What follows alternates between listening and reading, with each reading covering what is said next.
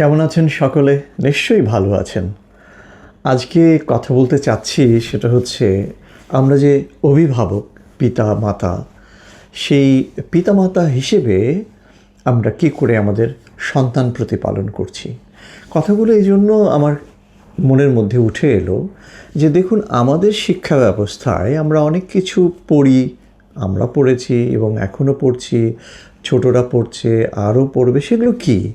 তা হলো অঙ্কশাস্ত্র, ভাষা মানে সাহিত্য, সেটার সাথে যুক্ত।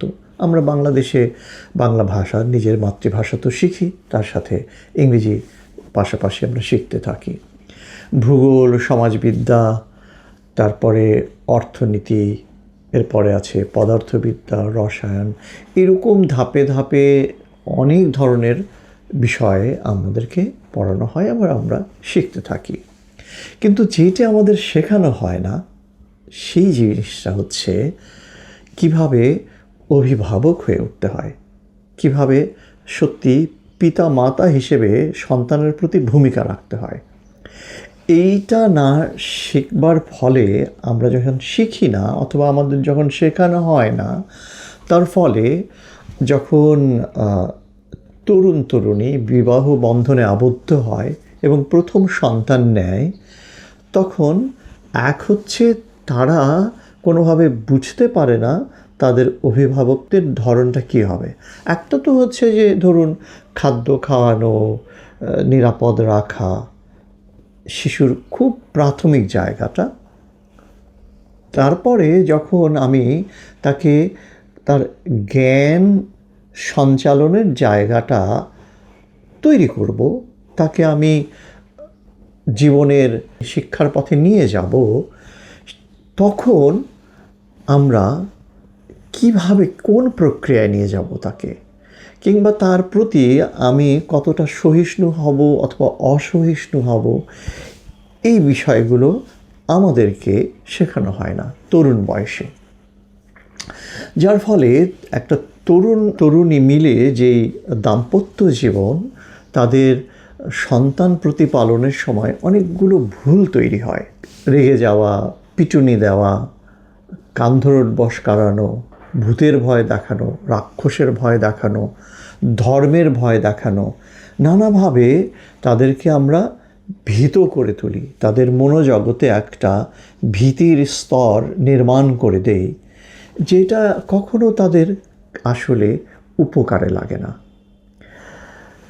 কোনো শিশু মস্তিষ্কে যদি আমি ভীতির জায়গাটা তৈরি করে দেই, তাহলে সে আগামী জীবনে ভীতু হবে। তার লড়াই করবার যে জায়গাটা, লড়াই করবার জায়গা বলতে কি, মানব জীবনই তো লড়াই, মানে প্রতিনিয়ত সে লড়াই করে, নানা কিছুর সঙ্গে লড়াই করে। ঘরের ভেতরে কার সাথে কিভাবে আচরণ করতে হবে, হাটে বাজারে আয় করতে, অফিসে যেতে হয়, সেইখানে মানুষের সঙ্গে যে ইন্টারাকশন হয়, অর্থাৎ পরস্পরের সঙ্গে বোঝাপড়াটা হয়, এই সব কিছুই কিন্তু ওয়ার, সংঘাত, যুদ্ধ। সেইখানে সে নিজেকে ধীর স্থির করবে, যৌক্তিক করবে, তার যে প্রয়োগ দিকটা সেইটা হবে প্রশান্ত এবং সংঘাতময় নয়। এই জায়গাটা তৈরি করতে হবে আমার শিশুর প্রতিপালনের খুব শুরুতেই। ওই যে তাকে ভয় না দেখানো, আদরে স্নেহে ধৈর্যের সাথে মোকাবেলা করা প্রস্তুতিটা থাকা দরকার। না থাকলে এমন একটা পরিস্থিতি হয়, সেইটা কারণে যেহেতু আমরা রেগে উঠি, চিৎকার করি শিশুর প্রতি, তখন শিশু ওটা বহন করে। কোনো কিছু ভেঙে ফেললো, আমরা খুব ক্রুদ্ধ হই, ধুমধাম পিটিয়ে দেই, এগুলো চলতেই থাকে। এই প্রসঙ্গে একটা আমি আমার জীবনের কথা বলি। আমি যখন বাবা হলাম, আমি বাবা হয়েছি আমার 30 বছর বয়সে, তো খুব তরুণ বয়স। এখন আমার প্রথম সন্তান আমার যখন 31 বছর বয়স। এবারে আসুন, ঘটনাটা হচ্ছে খুব চঞ্চল ছিল, ভীষণ অস্বাভাবিক চঞ্চল। এখন শান্ত হয়ে গেছে, এখন তো অনেক বড়। তো সেই প্রেক্ষিতে আমার যে তার প্রতি ভূমিকাটা ছিল সেইখানটায়, হ্যাঁ, আমার অস্থিরতা ছিল, অনেক সময় বিরক্ত হতাম অফিস থেকে এসে, মানে অনেক দুষ্ট ছিল।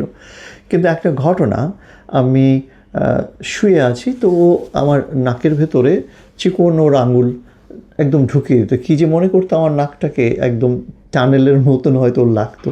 তা আমি ভয়ের চোটে আর ওই ঘুম ভেঙে যেত, অফিস করতে হয়। আমি তখন জাপানিজ অ্যাম্বাসিতে পলিটিক্যাল ডেস্কে, সিরিয়াস জব। তো স্বাভাবিকভাবে আমার একটু ঘুম দরকার হয়। তো আমি করলাম কি, ঘরে খাট ছেড়ে পাশে যে জায়গাটা ছোট করিডোরের মতন, সেখানে বিছানা করে থাকতাম। একদিন মাঝরাতে আমার হঠাৎ করে ঘুম ভেঙে গেল। মানুষের ষষ্ঠ ইন্দ্রিয় কাজ করে, ঘুমের ভেতরেও তার যে অ্যালার্টনেসটা কাজ করে। তো ও কী করলো, মানে আমি লাফ দিয়ে উঠে বসেছি, দেখি পায়ের পিছনে আমার বাচ্চা বসা। ওর বয়স তখন ধরুন খুব বেশি 3 হবে, আধো আধো বল আর কি। তো ওকে দেখা যায় কেন, ভীষণ ফর্সা ছিল, মানে পিঙ্কিশ, ফলে মনে হচ্ছে কি ফ্লোরেসেন্ট লাইটের মতন জ্বলছে। আমি বুঝে ফেললাম যে ও। তো দেখি ফ্লাক্স থাকেন, স্টিলের ফ্লাক্সটা, গরম পানি ওর দুধ বানানোর জন্য, সেইটা হাতে এবং ঢাকনাটা খুলে ফেলেছে। ওই ঢাকনা খোলার শব্দে আমি টের পেয়েছি। তা আমি ঘুমের মধ্যে, মানে এই তুমি কী করো, বলে কি তোমার পিঠে আমি গরম পানি ঢালি। আমি জানি গরম পানি ঢালবে কেন, এই বাচ্চা, আমি মরে যাব, যাও। এতে বিরক্ত হয়ে গেলাম। তো বলে কি আমি যদি ঠান্ডা পানি দিই, আমি যে বাপ রেগে গেলাম। তো ওকে দাবরানি দিলাম, ও টুকটুক করে লাফ দিয়ে উঠে বিছানার মধ্যে চলে গেল। আমি ভাবলাম বাঁচলাম। তো ফ্ল্যাক্সটা বেশ টাইট করে কি করেছি, এবারে মাথার সামনে রেখে দিলাম, যে মাথার সামনে রাখলে এইখানে তো বাচ্চা, তুই আসবি না, যে আব্বুর মাথার সামনে। আর আমি তো দেখলাম ও চলেই গেল, তাই না, উপরে মায়ের বিছানায় চলে। এরপর মানে ওই উপন্যাসে লেখা থাকে না, আর্তচিৎকার দিয়া উঠিল, ঠিক ঘটনার চিৎকার করে উঠছে। ব্যাপারটা কি, ও আবার নেমেছে, আমার পিঠের উপরে গরম পানি ঢেলে দিয়েছে। আমার পিঠে টি শার্ট ছিল, ভাগ্যিস। তো কি করেছে, ফ্ল্যাক্সটা এবারে পুরো ঢাকনা খুলেনি, একটু ঢিলা করে নল দিয়ে গরম পানি আমার পিঠে ঢেলে দিয়েছে। তারপরে কি হতে পারে বুঝতে পারছেন, চিৎকার হই হল্লা। আমার স্ত্রী মনে করেছে চোর ডাকাত পড়েছে কিনা বাসায়। তো সব মিলিয়ে যেই জায়গাটা এলো, আমি ওর গায়ে হাত তুলিনি, কিন্তু মনে খুব দুঃখ যে কি সন্তান জন্ম দিলাম আমি, ওর কি এমন শত্রু, মানা করলাম, তারপরও পিঠের মধ্যে গরম পানিটা ঢেলে দিল। আমি উপর হয়ে শোয়া, ভোর হলো, ও আমার মাথার সামনে ধ্যানীভাবে বসে আছে, আমাকে দেখছে, ও কথা বলছে না, আমিও কথা বলছি না। আমারও খুব দুঃখ মনের মধ্যে, কিন্তু এই যে শাসনের জায়গায় আমি হাত তুলিনি ওর গায়ে। যাই হোক, পরে যখন অনেক অনেক অনেক সকাল হলো, বেলা হলো, আমি শুধু দুঃখ করে বললাম, তোমাকে আমি এত মানা করলাম, তারপরেও তুমি গরম পানি ঢেলে দিলে। এখন ও বলল, তোমার তো দোষ, চিৎকার করলে কেন, আমি ঠান্ডা পানি দিতাম তো। এই দেখুন, একটি শিশু মনস্তত্ত্ব, ও ওর আরেকটি ক্রিয়াকে সাথে করে রেখে দিয়েছে। এই যে ওর যে চিন্তাটা, যে একটা কাজের পরে আরেকটা কাজ, ক্রিয়া এবং প্রতিক্রিয়া কীভাবে সাজানো দরকার, ওর মাথায় ছিল। সুতরাং শিশু কিন্তু কোনোভাবে অবুঝ না। শিশুর মাথায় যুক্তির যে ধাপগুলো থাকে, আমাদের দায়িত্ব হচ্ছে সেই যুক্তির ধাপগুলোকে যুক্তির সমন্বিত করে তাদেরকে অনেক মানে শক্তিশালী করা, তারা যেন সেই জায়গাটা বুঝতে পারে। যদি না হয় তাহলে কি হয়, আমি শুধু এটুকুন বলি, ওকে ইতিবাচকভাবে বড় করেছি বলে ওর একাডেমিক ক্যারিয়ার খুবই ভালো।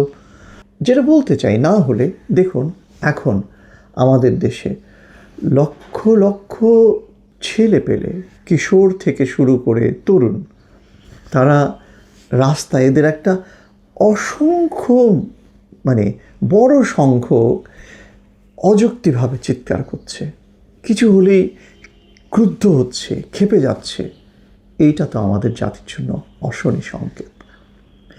নেশন বিল্ডিংয়ে, একটা জাতি গঠনে সুস্থ চিন্তার মানুষ দরকার, তরুণ দরকার। কিশোর, শিশু বয়স থেকে কিশোর বয়স পেরিয়ে তারা তরুণ হবে, তারা যেন ইতিবাচক চিন্তা করে, তারা সংঘাতে না জড়ায়, তার যেটা ভালো লাগছে না সেটা সে যুক্তি দিয়ে বোঝার চেষ্টা করুক এবং অন্যের সামনে যুক্তি নিয়ে আসুক, বুঝিয়ে বলুক যে আপনার এটা ভুল, এটা সঠিক বলে আমার মনে হয়, এবং সেই প্রেক্ষিতে সে এগিয়ে যাক। এই জন্য আমার মনে হয়েছে যে শিশু মনস্তত্ত্ব তৈরি করার জন্যে আমাদের একাডেমিক কারিকুলামে ক্লাস 8-এর পরে 9 থেকেই একটা শিশু প্রতিপালন, অভিভাবক কিভাবে হয়ে ওঠা যায় সেই কোর্স সংযুক্ত করা উচিত। এই কোর্সটা থাকতে হবে ক্লাস 9, 10 এবং কলেজের ফার্স্ট ইয়ার, সেকেন্ড ইয়ার, মানে কলেজ পর্যন্ত, অর্থাৎ 2 বছর 4 বছর বিভিন্ন ধারায় আমাদের ছেলেমেয়েরা পড়াশোনা করবে। অনেক তো পরে কিন্তু যদি এই কোর্স ইন্ট্রোডিউস করা হয় তো ক্লাসে যারা শিক্ষক শিক্ষিকা তারা তাদের জীবনের অভিজ্ঞতাটা ইতিবাচকভাবে বলতে পারবে, কিংবা তারা কি ভুলটা করেছে সেটা বলতে পারবে। এই তাদের যে অভিজ্ঞতা শেয়ারিং, এটা মোস্টলি হবে কিন্তু এক্সপিরিয়েন্স শেয়ারিং। ঘ্যান ঘ্যান করে বললো বাংলাদেশ সবুজ শ্যামল, এরকম না, মানে শিশু প্রতিপালনে এরকম না প্লিজ। কারণ আমার এই কথা যদি শুনেন নীতি নির্ধারকরা, তারা ভাববে এই পণ্ডিত আবার এমন কথা বলছে যে এখন এক গাদা বই চাপিয়ে দাও মাথার উপরে, এক গাদা কারিকুলাম চাপিয়ে দাও, তার যে চাপটা তৈরি হবে পড়াশোনায়, বিরক্ত হয়ে উঠবে বাচ্চারা। না, এই প্রক্রিয়াটাতে শিক্ষক শিক্ষিকারা শেয়ারিং মেথডে পড়াবেন মোস্টলি। একটা কারিকুলাম আউটলাইন থাকবে এবং নম্বর নির্ধারণ তারা সেভাবেই করবেন। মানে অর্থাৎ ওই যে কিশোরটা বুঝতে পারলো কি না জীবনের আগামী ধাপটা, সে কিশোরী তারও কিন্তু শিশুকালটাকে সে মেলাতে পারবে, তার পিতামাতার বিহেভিয়ারাল প্যাটার্নটাকে মেলাতে পারবে, এবং শিক্ষক যখন তার নিজের জীবনের অভিজ্ঞতাটা বলবেন সবটা মিলিয়ে সমাজ থেকে রেফারেন্স টেনে কথা বলবেন, তখন এই কিশোরীরা ধীরে ধীরে বুঝতে পারবে আসলে ইতিবাচক প্রক্রিয়াটা কী। যদি এরকম হয়, আমার মনে হয় জনসংখ্যার ভিতরে যে তীব্র একটা নেতিবাচক ধারার জনগোষ্ঠী গড়ে উঠেছে, সেইখান থেকে ক্রমধারায় উত্তরণ সম্ভব। দেখুন, আমরা চলে যাব, সব মানুষ চলে যায়, থেকে যায় কি আমাদের জ্ঞানগুলো, বলা কথাগুলো, তাই না? সেই বলা কথাগুলোই হচ্ছে ক্রমধারায় নেশন বিল্ডিং করে। দেশ থাকবে, জাতি থাকবে। সেই দেশ জাতি গঠনের জন্য আমাদেরকে গঠনমূলক ভূমিকা রাখতে হবে, আমাদের গঠনমূলক কারিকুলাম তৈরি করতে হবে। আমি তো জাপানিজ দূতাবাসেও 7 বছর কাজ করেছি, তো সেই সুবাদে জাপানিজ যে সংস্কৃতি সেটা আমার শেখা হয়েছে, জানা হয়েছে, বোঝা হয়েছে। তো জাপানিজরা ওদের শিশুকাল থেকে ওদের বাচ্চারা যখন বাসাতে স্কুলে যায়, আবার স্কুল থেকে বাসায় ফেরে, এই যে পথ চলতে দেখলো জীবনটাকে, সেই দেখা জীবনটাকে তারা স্কুলে প্রকাশ করে। মানে স্কুলের শিক্ষকরা তাদেরকে অ্যাসাইনমেন্ট দেয় যে এবারে তুমি লেখো কি দেখলে পথের দুধারে, অর্থাৎ তার সৃজনশীলতা তৈরি করে। জাপানিজ কারিকুলামে শিশুকাল থেকে স্কুলে সঙ্গীত শেখানো হয়, সঙ্গীতের স্টাফ নোটেশনগুলো শেখানো হয়, মানে সঙ্গীতের সুর ধরে রাখার যে অক্ষর ভাষা, সেটা হচ্ছে স্টাফ নোটেশন, সেই চিহ্নগুলো শেখে। এ কারণে জাপানে দেখা যায় অনেক বয়স্ক লোকও গান গাইতে পারে, হয়তো তার কণ্ঠ ভালো না, কিন্তু সুরে ফেলে সে গাইতে পারছে। এই যে সুর মানুষের কি উপকার করছে, তার যে ভিতরে সুকোমল বৃত্তি তৈরি করছে। আমার সমস্ত কথার মধ্যে যে জায়গাটা, যে জাতি গঠনে মানুষের যে নাগরিকদের ভিতরে সুকোমল বৃত্তিটা যেন বিকশিত হয়, সেই ভূমিকা নেওয়া। সেই ভূমিকা নিতে গেলে যারা অভিভাবক হবেন তরুণ বয়সে, তারা শিশুদেরকে ইতিবাচকভাবে বড় করবেন। সেইখানে ধৈর্য ধরতে হবে, ভূত রাক্ষসের ভয় না দেখানো, ধর্মের দোজক বেহেস্তের ভয় না দেখানো, বরঞ্চ যে যেই ধর্মের মানুষ তারা সেই ধর্মের ভালো কথাগুলো, ভালো অনুশাসনগুলো, ভালো দর্শনগুলো শেখায়। এবং এরপরে স্কুলে তারা শিখবে সেই প্রক্রিয়াটা, যে প্রক্রিয়ায় তারা সুর শিখবে, যে প্রক্রিয়ায় তারা ভালো মানুষ কীভাবে হওয়া যায় সেটা শিখবে। কারণ মানুষের শেষ তো গিয়ে ওই মৃত্যুতে। এই যে দর্শনটা, জীবন ও মৃত্যুর খেলা, কারো মেয়াদ এতটুকুন, কারো এতটুকুন, কারো এতটা, এই তো, কিন্তু শেষ তো থামতেই হচ্ছে। এই যে থামতে হয়, এই যে থামতেই হবে, এই দর্শনটা বুঝতে দেওয়া খুব গুরুত্বপূর্ণ। এবং সেইটা দর্শনটা বুঝতে দিলে যারা আমরা তরুণ পিতামাতা হয়ে উঠি, তাদের নিজেদের ভিতরে একটা বিকাশ দরকার। আমি আমার সন্তানকে বড় করব কীভাবে? প্রথম সূত্রটি হচ্ছে আমি ইতিবাচকভাবে বড় করব, বড় করা দরকার। এটা হচ্ছে মূল বিষয়। আর এই ভূমিকা পালন করলে স্বাভাবিকভাবে 1 থেকে 2, 2, 4 সমন্বিতভাবে পুরো জনগোষ্ঠী ক্রমান্বিতভাবে ক্রমধারায় ইতিবাচক হয়ে উঠবে। যদি হয় তখন দেখবেন সেই দেশে সঠিক গণতান্ত্রিক চর্চা হবে, সেই দেশে ভোটের রাজনীতিও কায়েম হবে, সেই দেশে পথে ঘাটে শুধু অযথা খুন হবে না, সংঘাত মারামারি হবে না। এটি হচ্ছে বিষয়। আপনাদের উদ্দেশ্যে এই কথাগুলো বললাম।